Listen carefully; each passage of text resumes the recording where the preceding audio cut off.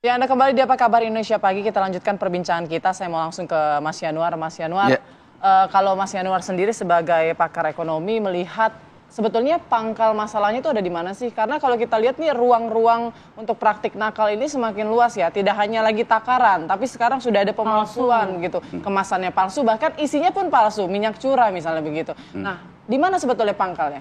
gini, pangkal persoalannya itu kan sebetulnya harga CPO ataupun harga minyak sawit yang sudah diolah itu kan lagi tinggi. Itu terjadi sejak tahun 2021.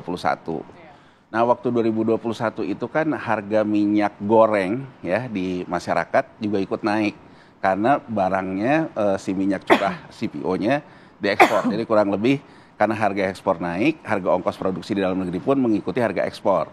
Nah, pada waktu itu pemerintah mengeluarkan kebijakan lewat peraturan Menteri Perdagangan bahwa intinya pengusaha CPO itu dikenakan yang namanya DMO, Domestic Market Obligation, sejumlah tertentu yang harus memenuhi dulu pangsa pasar dalam negeri, baru sisanya mereka boleh ekspor. Betul. Nah, kalau dulu ketika awal diberlakukan itu, DMO-nya dilakukan, CPO sebelum diekspor dikurangi dulu DMO, kemudian ini dilakukan oleh BUMN Pangan, ya. BUMN Pangan kemudian mengemasnya menjadi minyak kita ini, kemudian didistribusikan. Nah, di 2020 Jadi DMO dulu ya, DMO, disisihkan dulu dalam negeri, disisihkan. baru ekspor. Baru ekspor. Tapi sekarang? Aturannya tetap sama, tapi sekarang ada perubahan Permendak di tahun 2024 di kabinet terakhir Presiden Pak Jokowi. Jadi Menteri Perdagangannya yang buat peraturan masih Pak Zulkifli Hasan. Itu dirubah aturannya. Jadi si perusahaan CPO yang terkena DMO, barang DMO-nya itu langsung dikemas menjadi minyak kita itu. Jadi kalau dulu kan langsung di pabrik CPO-nya. itu kewajiban DMO-nya. Jadi kewajiban DMO-nya itu langsung dia kemas ke dalam minyak kita. Nah, dari si minyak kita itu kemudian didistribusikan ke masyarakat. Prakteknya sekarang dikemasnya Di si perusahaan CPO. Tapi faktanya rantai distribusi kita masih panjang ini. Kayaknya masih ada distributor lagi, pengecer lagi, dan segala macam. Pengemas bahkan ya, dari pabrik CPO, ada lagi pabrik pengemasan, ada lagi pabrik yang lain gitu loh. Nah, justru menurut saya angka titik tolak persoalan hari ini, karena itu diserahkan ke perusahaan CPO yang karena DMO langsung mengemas, dia mungkin punya pihak ketiga untuk mengemas. Nah, yang terjadi menurut saya bisa terjadi di hulu. Jadi katakan saja melaporkan DMO yang sudah dilakukan ke Departemen Perdagangan, misalnya dalam jumlah besar, sementara itu melebihi kebutuhan minyak goreng minyak kita gitu ya. Baik.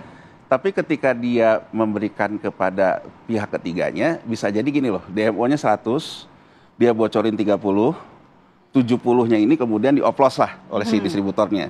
30 ini tetap dia ekspor, bisa begitu. Nah, kemudian di sini kan karena ada praktek yang terjadi seperti ini, menimbulkan juga orang yang sebetulnya juga bukan dalam rantai distribusi, juga ikut membuat minyak kita. Jadi menurut saya, ini kegagalan dari konsep free marketnya. Jadi artinya pemerintah itu kan kelihatannya tidak mau terbebani oleh angka subsidi pada akhirnya. Karena kan kalau misalnya ke BUMN ya, BUMN yang kemas, nanti pada ujung-ujungnya bisa terjadi biaya kemasan, biaya segala macam gitu.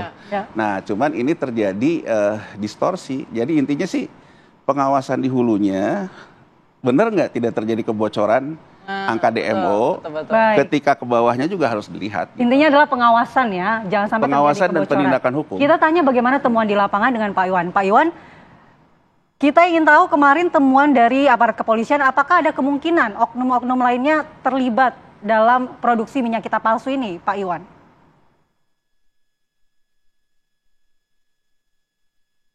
Ya, kami akan menjelaskan Mbak Mala dan Mbak Putri hasil temuan ini.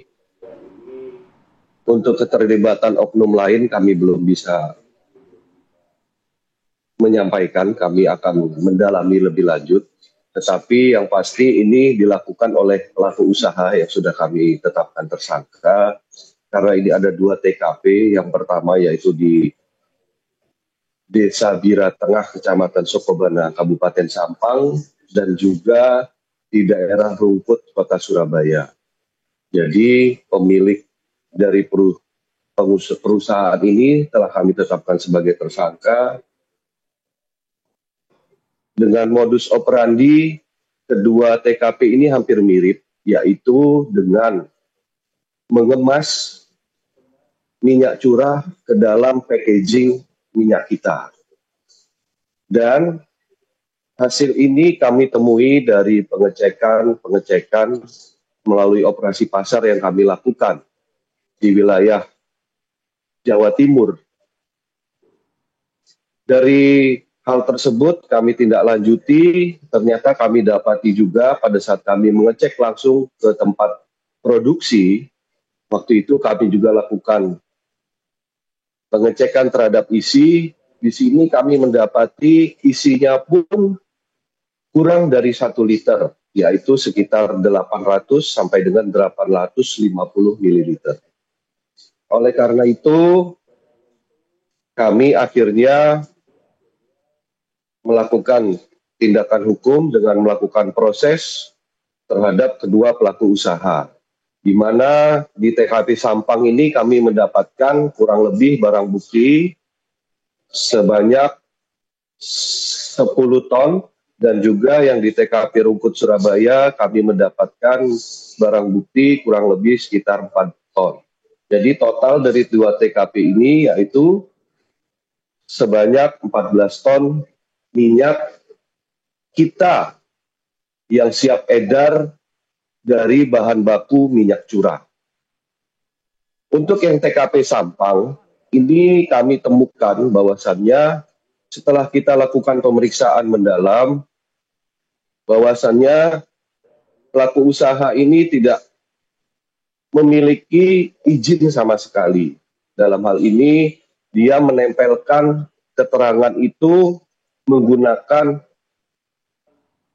perusahaan orang lain yang bukan miliknya, dan juga keterangan-keterangan yang tidak sesuai dengan mutu dan kemasan yang ada. Untuk Berarti keuntungan, yang tercantum di kemasan dengan yang mendistribusikan ini beda ya Pak perusahaannya? ya, yang kami temui untuk yang di Sampang seperti itu, Mbak. Jadi setelah kami telusuri, kami dapati bahwasannya TKP Sampang ini dia hanya memesan packaging maupun labelnya, tetapi nama perusahaan itu yang tertera itu dia mencatut nama perusahaan orang lain. Jadi bukan nama perusahaan milik si pelaku usaha ini. Dan juga seluruh keterangan yang ada di situ semuanya tidak sesuai dengan yang ada yang kita temukan dalam kemasan. Seperti itu, Mbak. Baik, Pak Iwan. Baik, Pak Iwan, sudah sejak kapan mereka ini beroperasi, Pak Iwan? Dari hasil penelusuran kami, bahwasannya kurang lebih kedua pelaku usaha ini sudah melakukan usaha kurang lebih sekitar 1 tahun. Dan kami juga telah mendapatkan informasi juga bahwasannya untuk TKP Sampang ini kurang lebih sudah meraup keuntungan kurang lebih sekitar 700 juta, dan untuk TKP di Rungkut mendapatkan keuntungan kurang lebih sekitar 500 juta. Baik. Ya Pak Untuk Iwan, selama ancaman- setahun itu di mana saja Ya, diedarkan minyak kita ini? Apakah hanya sekitar Jawa Timur saja Pak? Atau mungkin ke daerah-daerah lain juga? Jadi dari hasil pemeriksaan yang kami lakukan, untuk peredaran ini untuk minyak kita ini diedarkannya sebagian besar di wilayah Jawa Timur, di kabupaten kota Jawa Timur.